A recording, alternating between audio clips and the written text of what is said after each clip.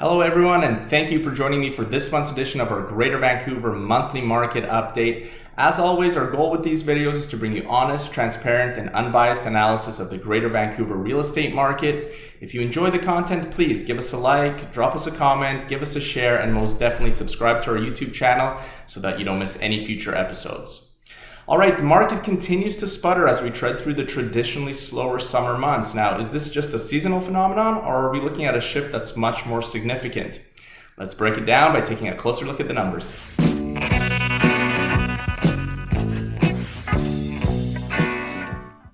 Let's start as we always do with our sales figures from the Greater Vancouver Real Estate Board, which came in at 1,887 transactions. Now, this is a pretty significant figure. This is a 22.8% drop from the month of June, which in itself isn't that shocking because typically the summer months are some of the slowest months of the year. Spring is always the busiest, followed by fall, and then summer and winter following behind as the lowest volume months.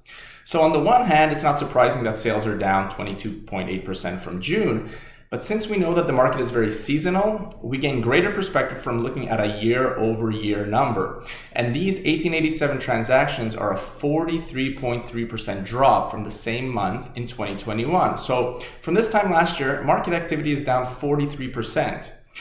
And when it comes to sales in the Fraser Valley, they are down 50.5% from a year ago. I'm not really sure how anyone can spin these numbers. They're very significant when it comes to explaining how the market is currently behaving. Next, let's take a look at total inventory levels, which came in at 10,288. So again, this is an interesting figure because listing levels have now basically stayed flat for 3 consecutive months.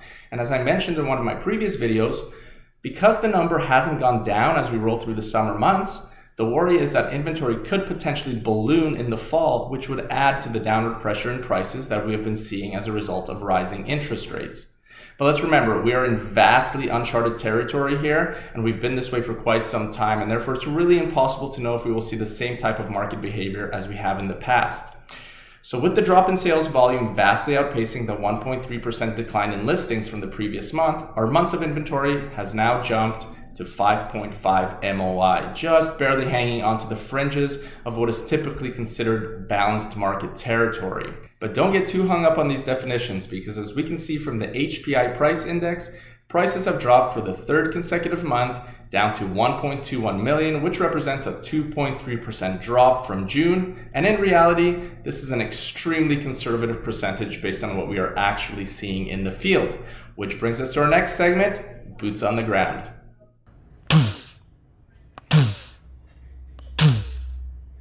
So from a boots on the ground perspective, the market is very quiet at the moment.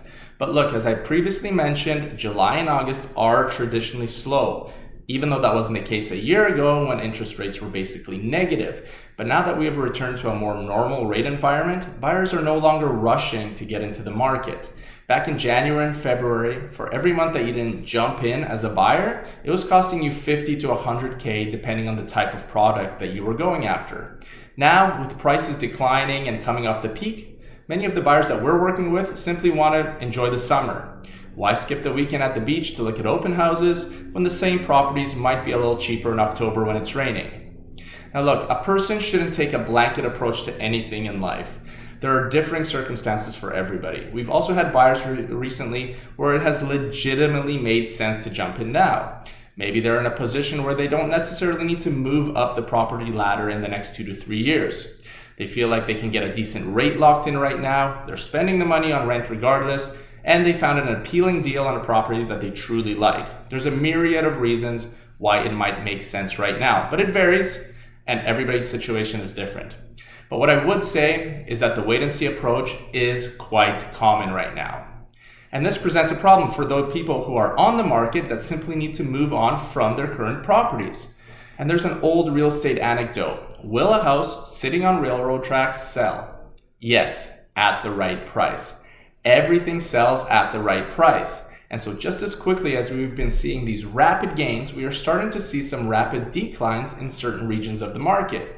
This, of course, is an easier pill to swallow for some than others. If you've owned your house for the last 30 years, 10 years, heck, 5 years, and you need to move on, are you so concerned with prices coming down by a little bit? If your life situation has recently changed though, and you purchased your home within the last 6 months or a year, this becomes a far more challenging situation. And I honestly can't say this enough. We always recommend to our buyers to be sure that they can live comfortably in the home that they're buying for the next 4 to 6 years, even in the event that life might throw you a curveball. Because either way, you're going to be spending that money on rent and being at the mercy of a landlord. But if you can hang in there for 4 to 6 years, you will generally outlast any market fluctuations. So having said that, I want to share with you some interesting figures when it comes to average home prices in the region. Pricing is extremely subjective because each property has its own set of intangible qualities. So there's no perfect system for measuring pricing trends. For that reason, stats are often shared in one of 3 ways. Median price, which basically takes all the sales and drops a pin at the property right in the middle of the pack. Average price, which combines the total dollar value of the transactions and divides it by the number of sales. And HPI price index, which uses a proprietary formula to determine the movement of prices of a typical home. Now, I've already delved into my concerns with the HPI index, but each method has its own imperfections. Having said that, I generally feel that looking at the average price is quite telling. The argument against it is that the figures can be skewed upwards if, for example, only luxury properties are selling, and vice versa if only entry-level properties are selling. But that in itself is telling of the market. I personally can't see a circumstance where only luxury properties are selling. And if only entry-level properties are the ones that are driving the market, then that will inevitably pull down the prices of the higher-end products. So, let's take a look at the average sale price for all properties in a few different areas of the Lower Mainland, starting with Vancouver's west side. Right now, the average sale price for all properties on the west side is $1,434,193. In 2021, it was $1,416,437, and in 2020, it was $1,449,814. So today, it is 1.1% lower than it was 2 years ago. On the east side, the average sale price for all property types is $159,975. In July of 2021, it was $1,196,523, and in 2020, it was $1,120,484. So it's higher from 2 years ago, but only by about 40 grand, which works out to approximately 3%. In North Vancouver, the current average sits at $1,229,796, down from July 2021, which was $1,262,000, and also lower than July 2020, when it sat at $1,280,000. But it's not uniform across the board. North Burnaby, for example, is up a relatively healthy 25% from 2 years ago, as it sits at $1,001,000 versus $879,000 back in July of 2020. Burnaby South sits 9.2% above 2020 levels, but already below 2021 averages by about 3.7%, 994 now versus $1,032,000 a year ago. Like I said earlier, there is no blanket formula for anything, and each region behaves slightly differently. But we are already seeing many of the gains from the last 12 to 24 months being erased just as quickly as they were gained. And this really highlights how much of the exuberance in the market was a result of speculative behavior, wanting to get in, having to get in, so that those values can be further traded down the line. And look, this only sounds scary if you're doing it for that reason. But at the end of the day, housing is meant to put a roof over your head, be shelter for your family, and not act like a chip at a casino. So as long as you don't treat it as such, it's my belief that you will always end up on the right side of the ledger.